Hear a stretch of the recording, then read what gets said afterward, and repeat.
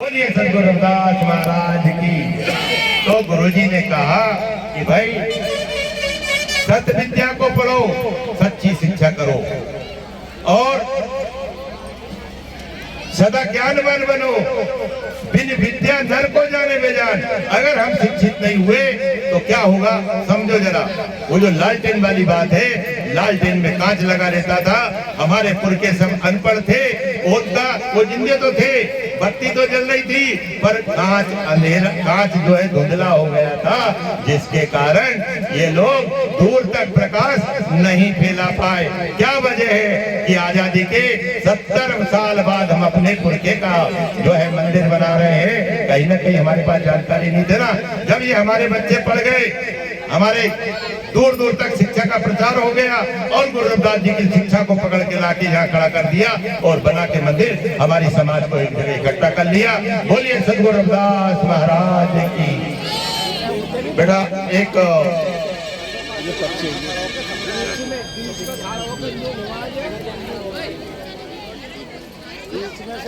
ठीक है प्रो, कोई बात नहीं। चलिए एक बाणी है, एक बाणी तक आप मेरे को जरा सा टाइम दे देंगे, ऐसा मेरी विनती। एक टाइम दे दीजिए बस, एक मिनट जरा सब लोग मेरा साथ दे दीजिए।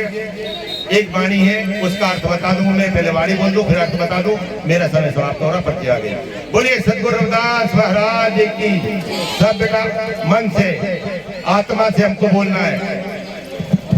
सत्संगत शरण तुम्हारी माधो, सत्संगत शरण तुम्हारी, सत्संगत शरण तुम्हारी माँ, सत्संगत शरण तुम्हारी।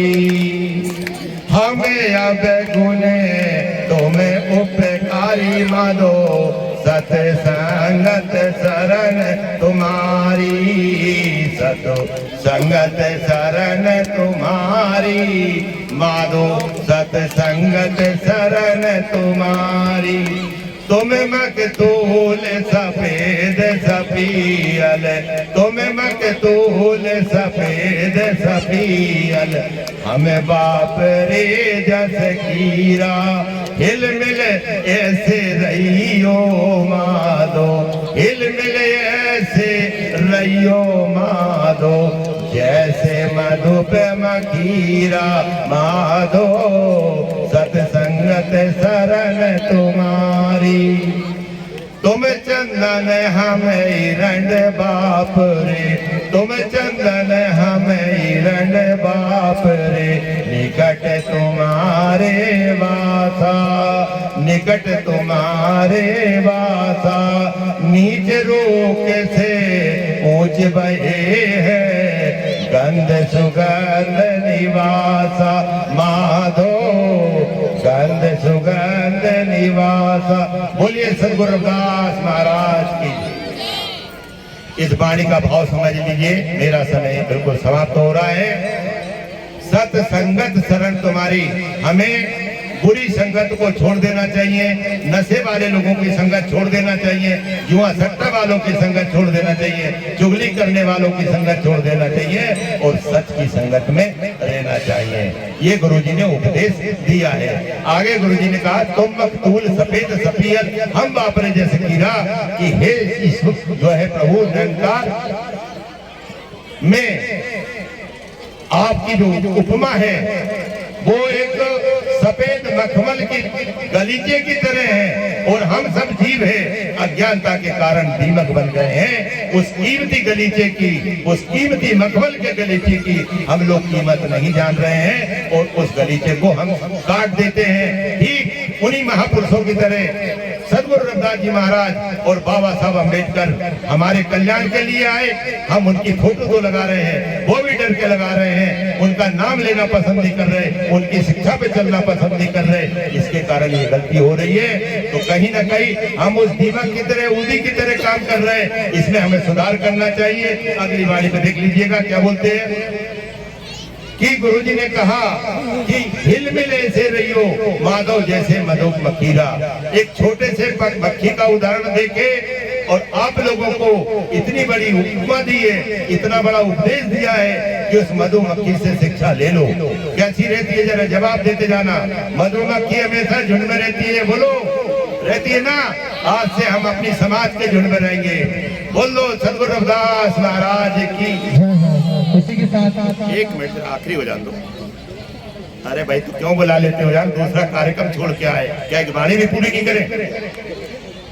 जब यही करना था तो मत बुलाया करो। गुरु जी ने कहा कि जो मधुमक्खी है वो सब मधुमक्खी के पास जहर वाला डंक होता है, वो किसी अपनी मक्खी को काटती है। बोल दो जरा हो करके, नहीं काटती है। अपने साथियों से, ये अपने कुनबे से, रविदास या समाज वाले से हमको सबको प्रेम करना, वो चाहे कोई भी जाति का है। हमें सबसे क्या करना है? प्रेम करना। बोलो सदगुरु रविदास महाराज की। यही बेटा उपदेश है। आज आने का भी यही फायदा है, और अगर खाना खा के जाना तो वो अलग बात है। दूसरा गुरु जी और आगे कहते, मधुमक्खी छत्ता बना के रहती है। क्या करती है? बोलो छत्ता बना के रहती है। ये मंदिर की कमेटी आपका छत्ता। बोलिए सदगुरु रविदास महाराज। छत्ते के भीतर एक रानी मक्खी होती है। इन बुजुर्गों में से आपकी कोई एक रानी मक्खी बैठी है। उस रानी मक्खी की जो है निर्देश, आज्ञा सारी मक्खियों को मानना पड़ता है। कभी कभी आपने देखा होगा मधुमक्खी का छत्ता, मुहाल का छत्ता लगा है, सब कुछ उसमें, पर मक्खी नहीं है। क्यों नहीं है? क्योंकि उसके जो मुखिया है मक्खी, उसने आदेश दिया कि यहाँ खतरा है, यहाँ से सब लोग उड़ लो, तो वो खाली करके उड़ लेते। आदेश मानती है। आज से हम भी अपने मुखिया का आदेश मानेंगे। बोलो मानोगे कि नहीं मानोगे? मानेंगे तो बोलो सदगुरु रविदास महाराज। और मधुमक्खी क्या करती है? मधुमक्खी तरह तरह के फूल पे जाती है, और हर फूल का स्वाद अलग होता है, पर शहद का स्वाद कैसा होता है? मीठा होता है। ये हमें सब जाति, धर्म, संप्रदाय सबके साथ उठना बैठना है, सबके साथ अच्छे रिश्ते रखना है, और वहां से जो अच्छी बात सीखोगे वो आके अपने कुनबे में बताना है, अपने घर में रहना है। और गुरु जी ने कहा मधुमक्खी कभी गोबर पे बैठी देखी? नहीं बैठती ना। तो आज जहां बैठ के गुरु रविदास जी के सत्संग सुन रहे हैं, ये उस फूल की तरह है जहां मधुमक्खी बैठ के पराग इकट्ठा करती है, और वो गोबर पे कभी नहीं बैठती है। हमारी समाज को, जो कि गुरु रविदास जी के अपने को बच्चे मानते हैं, उनको चाहिए कि कभी दारू के अड्डे पे, नशे पे, पत्ते पे, ऐसी दुर्गुण वाली व्यवस्था पे ना बैठे। बोल दो जरा सदगुरु रविदास महाराज की। आखिरी बात, गुरु रविदास जी ने कहा मधुमक्खी जवाब देना जानती है। देती ना जवाब? अगर उनके छत्ते पे कोई एक कंकर भी उछाल देता है, 3 कोस तक पीछा नहीं छोड़ते हैं। तो आज हमारी समाज एक तो टुकड़े में बट गई, आपस में झगड़ रही, इसके कारण हमारी संपत्ति लुट रही, हमारा मान सम्मान लुट रहा, हमारी बहन बेटियों की तरफ कोई उंगली उठा रहे। इसलिए हमको जवाब देना, संगठित होकर जवाब देने की आदत बनानी पड़ेगी। बोलिए सदगुरु रविदास महाराज की जय। इसी तरह से आखिरी लाइन में जो कहा है कि तुम चंदन हम हिरण बाप रे, चंदन के पास जो भी पेड़ रहते हैं वो सब खुशबू होने, उनमें भी सुगंध आने लगती है, उनकी भी कीमत होने लगती है। जाति ओछा पाती ओछा, ओछा कसब हमारा, और राजा राम की सेवा न की, कह रविदास हमारा। बोलिए सदगुरु रविदास महाराज की। गुरु रविदास जी ने मूर्ति वाले राम की सेवा नहीं करी है। गुरु जी ने कह दिया है रविदास हमारो राम तो सकल रहो भरपूर, और रोम रोम में रम रहो राम मसुक नहीं दूर। रविदास हमारो राम जी दशरथ सुत करनाई। राजा दशरथ का बेटा राजा राम भगवान है। गुरु जी ने कहा मेरा भगवान नहीं है। राम हमई में रम रहो विषम कुटुम्ब आई। हर व्यक्ति जो जीवित है, जो प्राणी जीवित है, उसके भीतर जो परमात्मा की ऊर्जा बह रही है, जो शक्ति है, जो पावर है, जो दिखाई नहीं दे रही है, बिजली की तरह है, वो है, वो राम है, वो ईश्वर है, वो भगवान है। और आपको भगवान की प्राप्ति करना है। इन बड़े बूढ़ों को समय पे रोटी दो, आपने भंडारे लगा दिए, समय पे पानी पिलाओ, तुम्हारे प्याऊ लग गए, समय पे इनको कपड़े दे दो, तो आपने समझ लो कंबल बांट दिए, और इनकी सेवा कर ली तो भगवान की सेवा हो गई। बोलिए सदगुरु रविदास महाराज की जय। पुनः आज आप लोगों को गुरु रविदास जी महाराज की 649वीं जयंती पे कोटि कोटि बधाई हो। और अंत में निवेदन यही है कि पराये घर में रहोगे तो किराएदार कहलाओगे, अपने घर में रहोगे तो मालिक कहलाओगे। सबकी बात मानो, सबका आदर भाव करो, पर स्थान के आधार पर ही अपना जीवन जियो। गुरु रविदास जी की शिक्षा को जीवन में उतार लो। यही मेरी आखिरी आप लोगों को शुभकामनाओं के साथ निर्देश है। जो बोले सो निर्भय सद्गुरु रविदास महाराज की। गुरु रविदास शक्ति, गुरु रविदास शक्ति, हमारे गुरु रविदास शक्ति। जरा बोल दो भाई, सब लोग आए हो। गुरु रविदास शक्ति, गुरु रविदास शक्ति। बहुत बहुत धन्यवाद। गुरु महाराज सब पे कृपा बनाए रखे। ऐसे मिलजुल के कार्यक्रम करो और बीच में सत्संग करो खूब, ताकि गुरु रविदास जी महाराज का इतिहास आप लोगों को मिल जाए। कमेटी ने बहुत मेहनत करके आप लोगों को जहाँ दर्शन कराने बुलाया है। कमेटी का आदर करो, कमेटी की बात मानो। इनको भी गुरु महाराज कृपा करे, जहाँ जितने लोग आए सबको चढ़ती कला में रखना। सच्चे बादशाह गुरु रविदास जी महाराज सबको काल कलेश से दूर रखना, सबके ऊपर मेहर भरा हाथ रखना, सबके ऊपर कृपा बनाए रखना। जिस तरह से राजा महाराजा आपके चरणों में आके अपने जीवन का कल्याण कर गए, हे सच्चे बादशाह हम लोगों के भी जीवन का कल्याण करो। जो बोले सो निर्भय सद्गुरु रविदास महाराज।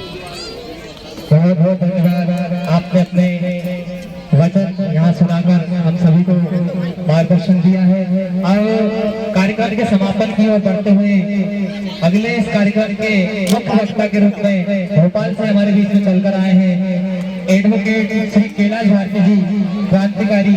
मैं उन्हें आमंत्रित करता हूँ वो आए और अपना विचार रखें। धन्यवाद।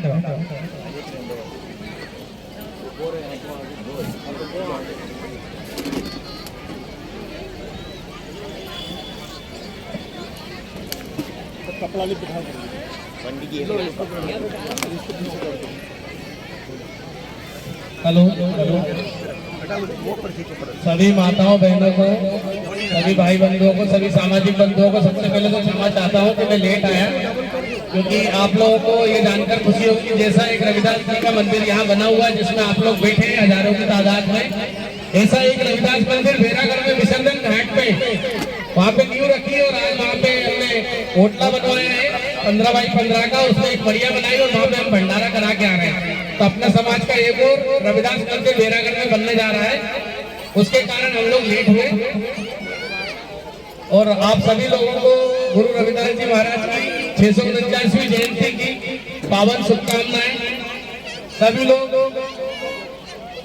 यहाँ पर खचाखच मैदान भरा हुआ है, गुरु जी की भक्ति में लीन है सभी लोग।